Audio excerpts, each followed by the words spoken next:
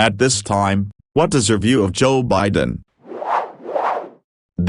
But the second piece of this that I think some people miss is this is how humans have felt about just about everything in our history, from medicine to engineering to politics. It's really human and a good thing to want things to be better. Just want people to remember that their frustration is normal and an important part of how things will keep slowly getting better and better. There will always be pockets or absolute shit, but overall your efforts do matter. They are changing the world slowly, and just like we stand on the shoulder of giants, others in the future will stand on ours. The shitty part is change is real slow and takes a lot of time. As MLK would say, brick by brick, stone by stone. Same. Well, look at what Papua Joe done did now. And they say Trump had dementia. Look at this bullshit. Look what Biden did. I just shake my head and think, I don't like Joe Biden, but we couldn't have survived another 4 years of that orange-skinned asshole. I'll take a better system. Every time. This popularity contest we have had going is a bunch of bullshit. There is nothing representative in the US governmental system. Poor people have no voice. I am sure many more groups have no voice, but poorness is pretty broad and you would think should be considered, since it affects so many. We shouldn't have to fight for voting rights.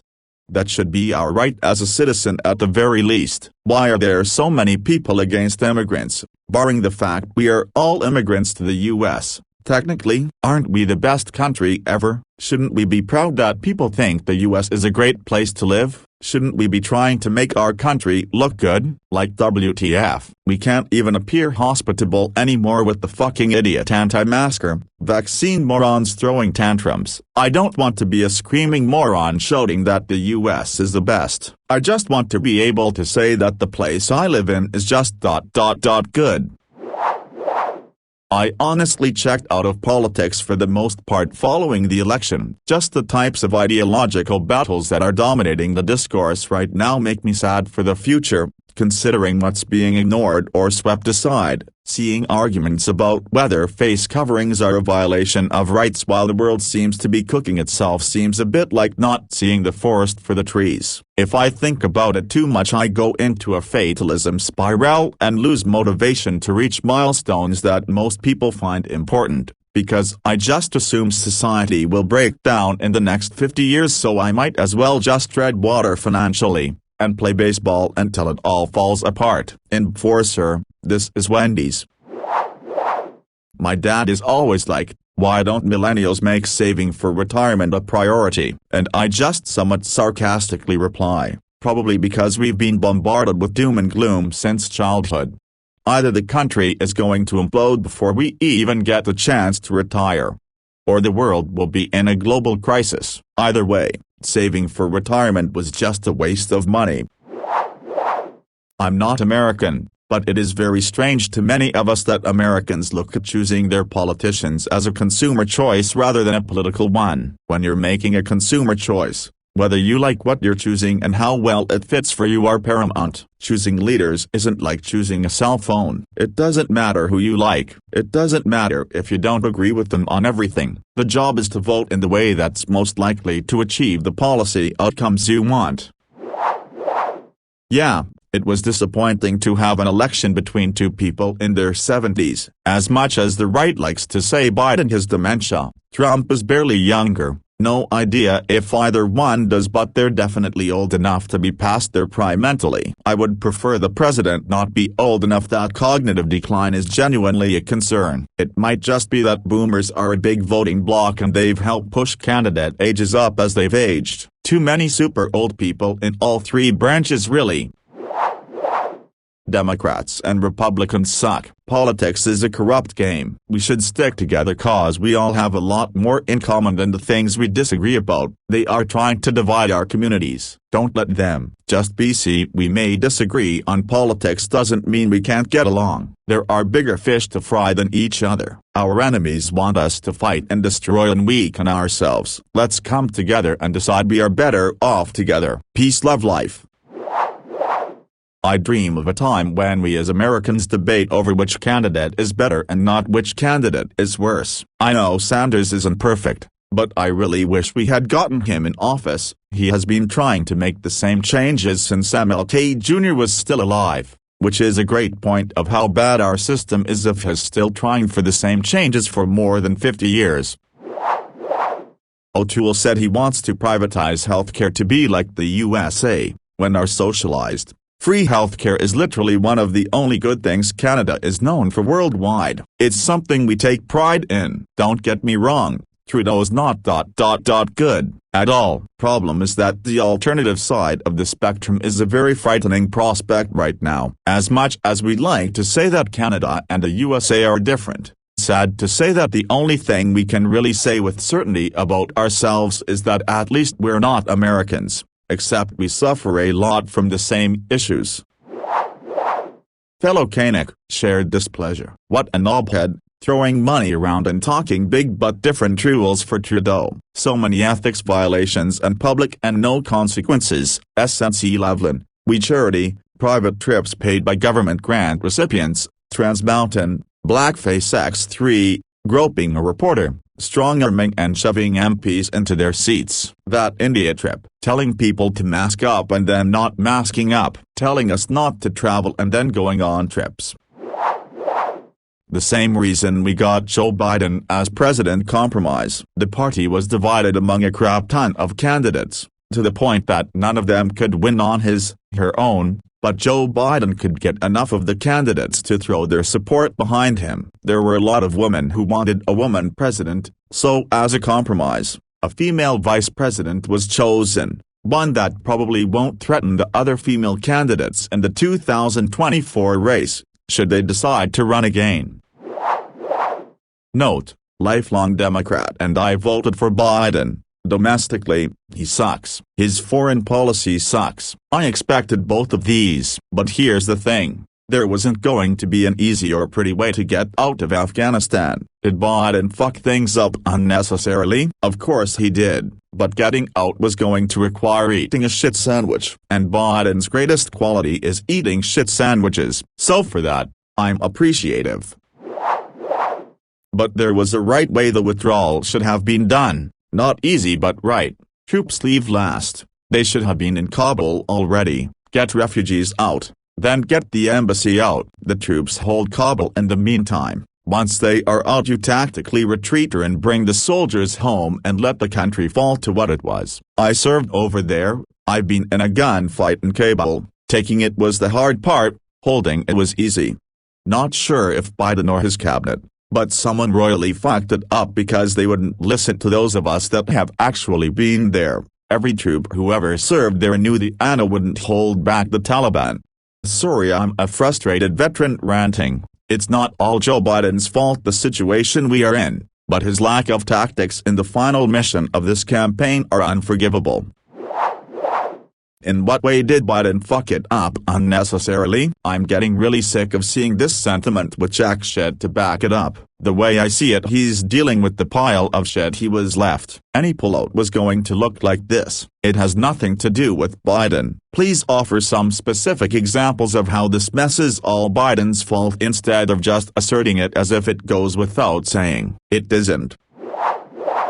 I've always said that Congress should have term limits, so that over time fresh blood can get in there and better represent all of us, not just their contemporaries. And having a ticking clock might just push them to be more effective with their time. Is it a perfect solution? Of course not. But the idea of career politicians bugs me. Of course, no one's gonna vote for that, so it's a moot point anyways lol.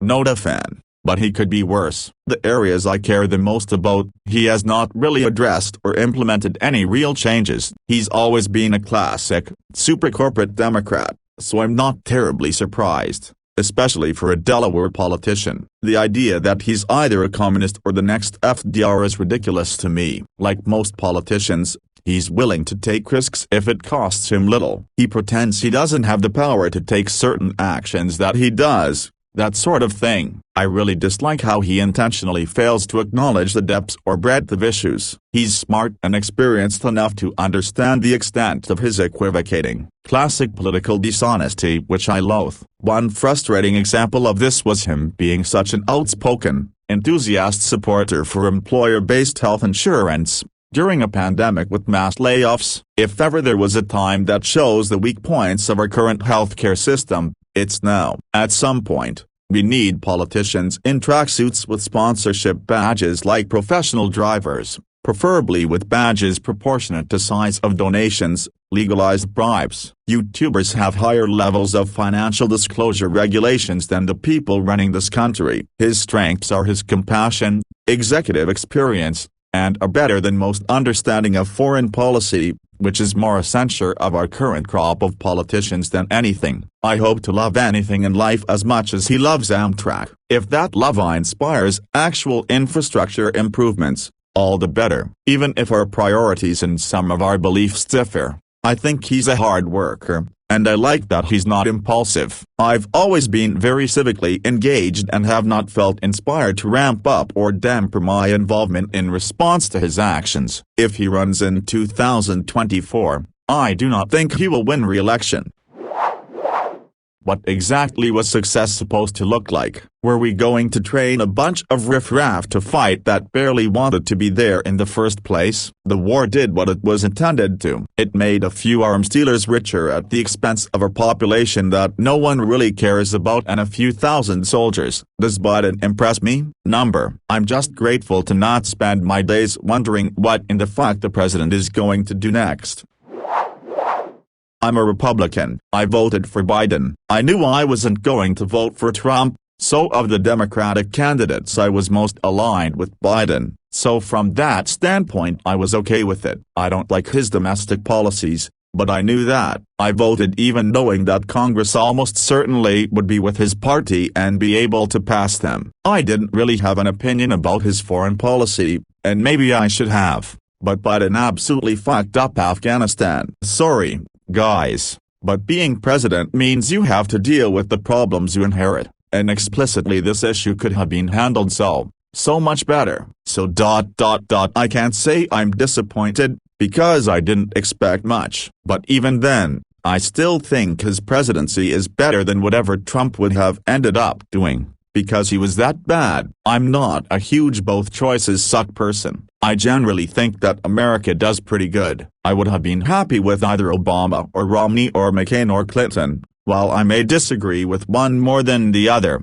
they all would have been perfectly fine presidents. I think people expect perfection and don't understand that politics is inherently about negotiation and persuasion, which means you're never going to get 100% of what you want. That doesn't make the choice bad.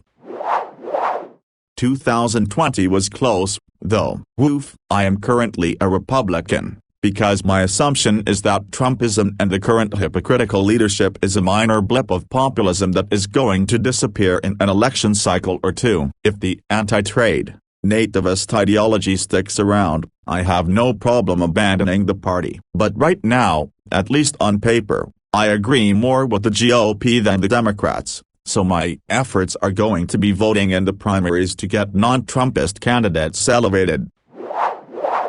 He's a president in a country that's designed to be run by legislators, with the president signing or vetoing legislation. The president can't wave a wand and make change happen. They can articulate a tone and a vision, and do some things by executive action. On the tone and vision front, I like Biden. While Afghanistan is a debacle, he values facts, competence, sets a tone of human decency and trying to do better, and a vision of an America where we all try to get along and look out for each other. The last guy set the tone of anger, resentment, and xenophobia, didn't value facts, or competence, or the rule of law, as it applied to him and his family, and a part of his vision that broke through was of preserving a white, Christian American order. Largely unchanged. On the whole, still a lot more compassionate and competent than Trump ever was. Was Afghanistan a fuck-up? Yup, definitely. Does Biden deserve all the blame he's getting? Nope. He definitely gets some of the blame, but not all. Trump's deal with the Taliban kneecapped Biden from the start. Trump even openly said out loud, practically to their faces, that he wants the U.S. to leave Afghanistan. Is that alone bad? Number. The U.S. needed to leave, but at the negotiation table, you do not state your goal or desire bluntly. You have to keep your opponent guessing. Trump, Mr. Art of the Deal, broke that cardinal rule and screwed it up for his negotiators. Add that with the tentative blatantly stated deadlines for withdrawal, and the Taliban knew exactly where and when to strike. The Afghan government and military collapsed, leaving the Taliban unopposed, hence why they ended up gaining so much land so quickly. So no, on the whole, I'd say Afghanistan was, roughly 60% Bush's fault, for starting it, roughly 15% Reagan's fault, for practically creating and dating the Taliban to begin with, roughly 10% Trump's fault, for that awful deal with the Taliban, roughly 10% Obama's fault, for continuing the war and not pulling out after getting bin Laden, roughly 5% Biden's fault, for the shitty exit that was kinda out of his control.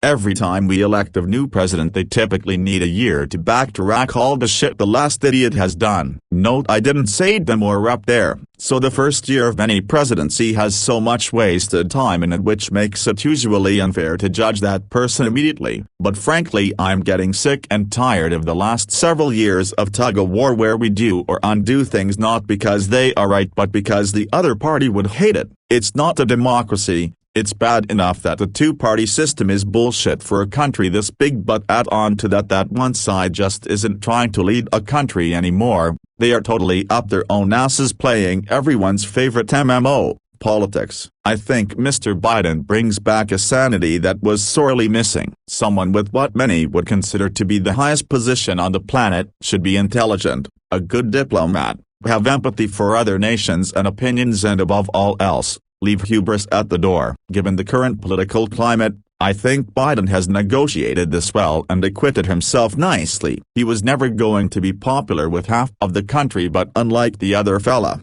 he doesn't ignore or degrade those who don't like him. I'd love to see a shakeup to get both parties engaged again. My recurring daydream would be that if I ever ran for president and won, I'd ask my opponent to be my VP to keep me honest and try to breed trust and cooperation.